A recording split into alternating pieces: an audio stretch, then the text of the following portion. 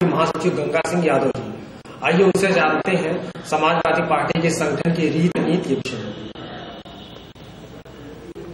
गंगा सिंह यादव जी, ये बताइए सर्वप्रथम लोगों के मन में एक सवाल है कि अगर कोई युवा आपकी पार्टी से जुड़ना चाहता है उसके लिए उसको क्या करना पड़ेगा?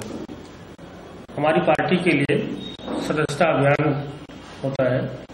10 रुपये देकर के प्राथमिक सदस्य बनते हैं और जो प्राथमिक सदस्य 50 लोगों को सदस्य बनवाता है वो हमारे यहाँ सक्रिय सदस्य बनाया जाता है।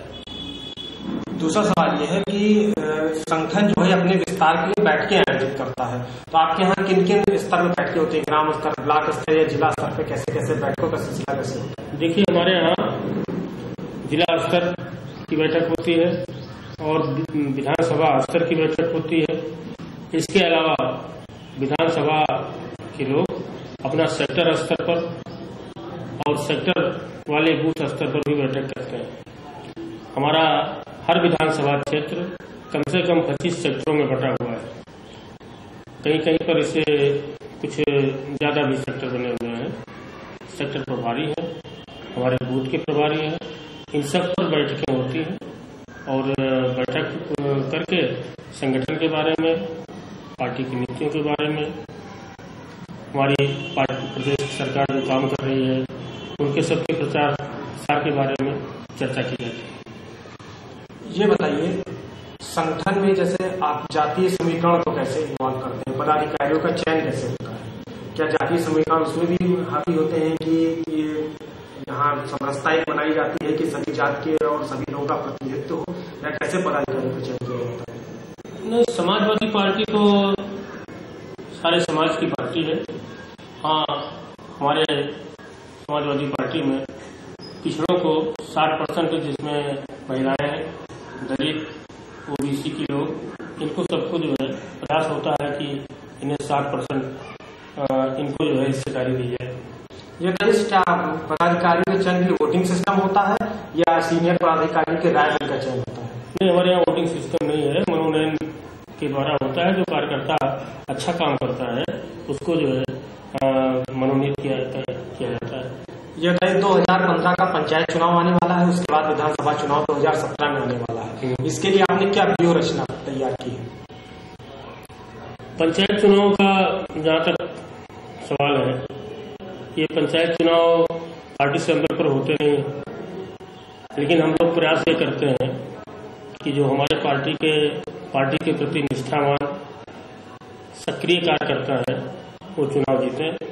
अच्छे लोग पंचायत चुनाव में भागीदारी करें, चाहे वो ग्राम प्रधान हो, चाहे क्षेत्र विकास के सदस्य हों या जिला पंचायत सदस्य हों। हम लोगों का प्रयास होता है कि पार्टी के जो मजबूत और पार्टी के लिए निष्ठावान समर्पित कार्यकर्ता है, जिनका क्षेत्र में अच्छा प्रभाव है, जिनका क्षेत्र में अच्छी पकड़ है, वो चुनाव जीते, उनको हम लोग जो है प्रमोट करते हैं। अपनी दखल दे रही है, उससे आपने पीस पार्टी और लोग हैं, क्योंकि 2014 के चुनाव का में हार का एक बड़ा कारण यह था कि मुस्लिम वोट बढ़ गए थे। उसके बाद में जो उपचुनाव हुए विधानसभा के, उसमें मुस्लिम वोटों ने एक होकर राय होकर के समाजवादी पार्टी को वोट दिया। तो आप मुस्लिम वोटों के एकीकरण के लिए क्या ऐसी कोई योजनाएं ला रहे हैं या संगठनात्मक स्तर में उनको जोड़ करके कुछ कैसा किया जा रहा है कि आप मुस्लिम मतदाताओं का रुझान आपसे अलग न हो सके जो इस समय है? लोकसभा का चुनाव का जो है परिस्थितियां एकदम अलग थी। कांग्रेस पार्टी की सरकार थी। यद्यपि हमारी पार्टी का कांग्रेस को कोई लिखित समझौता नहीं था, लेकिन जनता के पास यही संदेश था कि हम जो है कांग्रेस पार्टी की सरकार को चलवा रहे हैं। तो पूरे देश में जहां जहां पर भी कांग्रेस के सहयोगी जो भी माने गए, उनके खिलाफ वोट पड़ा, जनता ने दिया।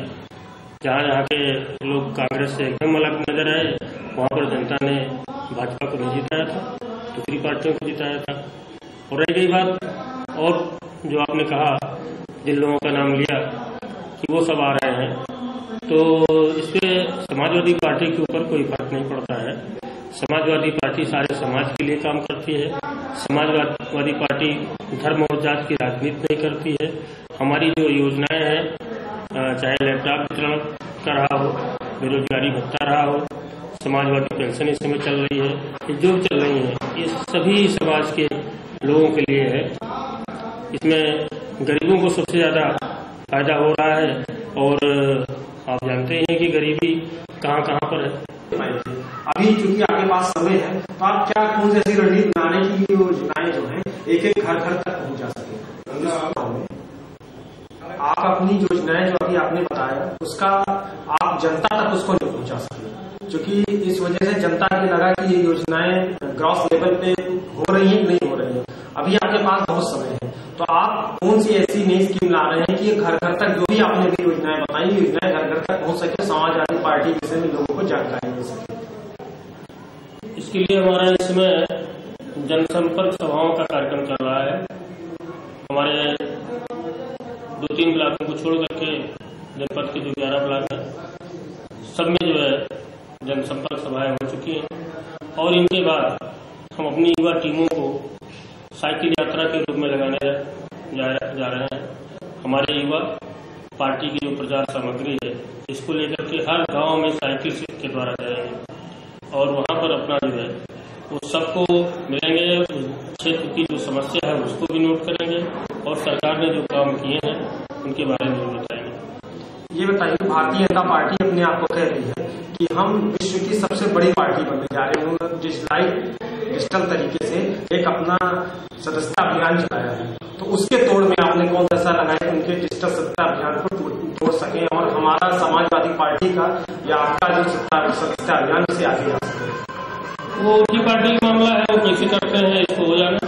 हमारी पार्टी का जो तरीका है हम उस तरीके से करते हैं। हम लोग फार्म होता है, हमारा फार्म भरा जाता है जिसमें वो घोषणा करता है कि हम धर्म और जाति की राजनीति नहीं करेंगे, न किसी पार्टी के सदस्य रहेंगे।